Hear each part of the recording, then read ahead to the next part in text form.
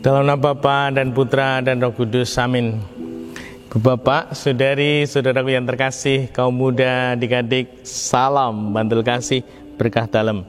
Kembali kita berjumpa dalam renungan harian hari ini, Minggu 21 Maret 2021. Kita akan mengambil dari Injil Yohanes, bab 11, ayat 3 sampai 7, dilanjutkan ayat 17, dilanjutkan ayat 20 sampai 27, dilanjutkan ayat 33b sampai 45. Ketika Lazarus jatuh sakit, kedua saudaranya Maria dan Marta mengirim kabar kepada Yesus, "Tuhan, dia yang engkau kasihi sakit."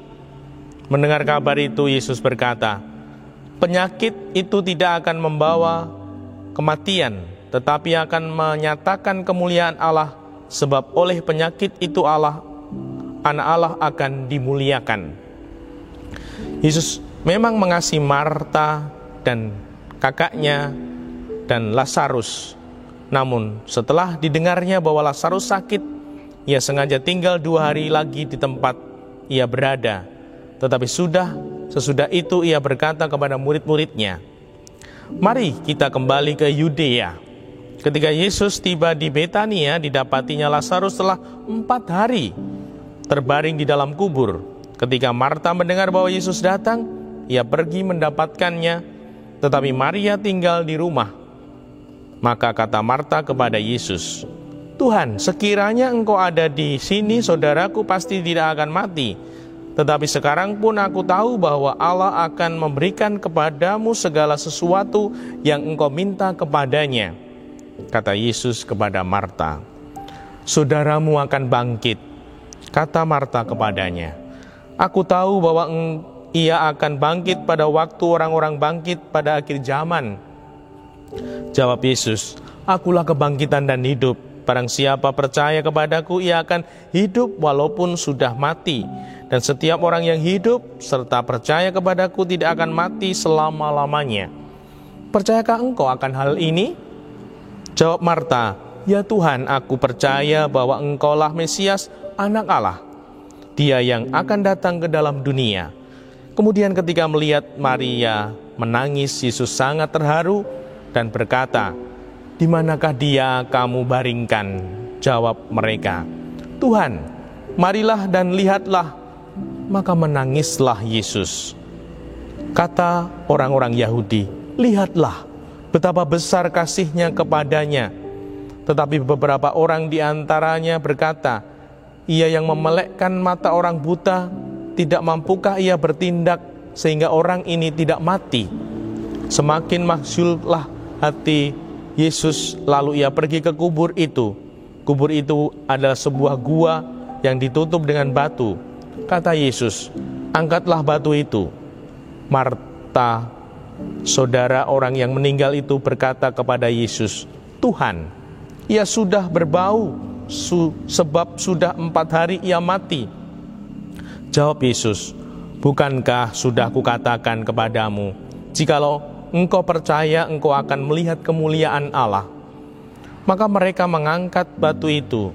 Lalu Yesus menengadah ke atas dan berkata, "Bapa, aku mengucap syukur kepadamu, karena engkau telah mendengarkan aku. Tetapi oleh karena orang banyak yang berdiri mengelilingi aku ini, aku mengatakannya, supaya mereka percaya bahwa engkaulah yang telah mengutus aku." Sesudah berkata demikian, berserulah Yesus dengan suara keras, "Lazarus, marilah keluar." Orang yang telah mati itu datang keluar. Kaki dan tangannya masih terikat dengan kain kafan, dan mukanya tertutup dengan kain peluh. Kata Yesus kepada mereka, "Bukalah kain-kain itu, dan biarkan ia pergi." Banyak di antara orang-orang Yahudi yang datang melawat Maria dan menyaksikan sendiri apa yang telah dibuat Yesus, percaya kepadanya. Demikianlah Injil Tuhan. Terpujilah Kristus. Bu Bapak, saudari-saudaraku yang terkasih, Tuhan memberi teladan bahwa semua yang dibuat oleh Tuhan Yesus demi kemuliaan Allah, agar kemuliaan Allah lebih besar. Inilah yang semestinya kita wujudkan dalam hidup, bahwa kita menjalankan iman kita untuk memuliakan Allah. Dan dengan demikian, ketika kita memuliakan Allah, meluhurkan Allah, Allah akan menggunakan kita sebagai alat-alatnya. Semoga terjadi demikian, seperti apa yang disampaikan dalam Injil suci. Tetapi oleh karena orang banyak yang berdiri mengelilingi aku ini, aku mengatakannya supaya mereka percaya bahwa Engkaulah yang telah mengutus aku. Nah, Tuhan Yesus melakukan mukjizat, menghidupkan kembali Lazarus supaya apa?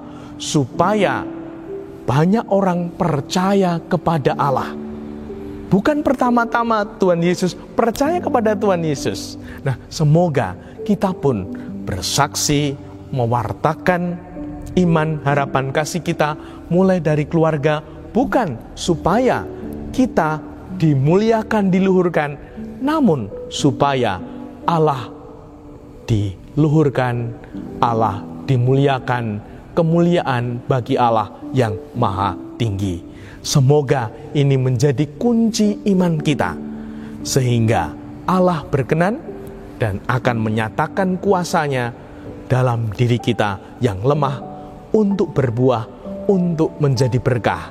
Ini tidak mudah, namun karena kita yakin dan percaya, semoga kita dapat mewujudkannya dalam hidup sehari-hari. Karena kita manusia jasmani dan rohani. Dimuliakanlah Tuhan kini dan sepanjang masa. Salam bantul kasih, berkah dalam Bapa, Putra, dan Roh Kudus. Amin.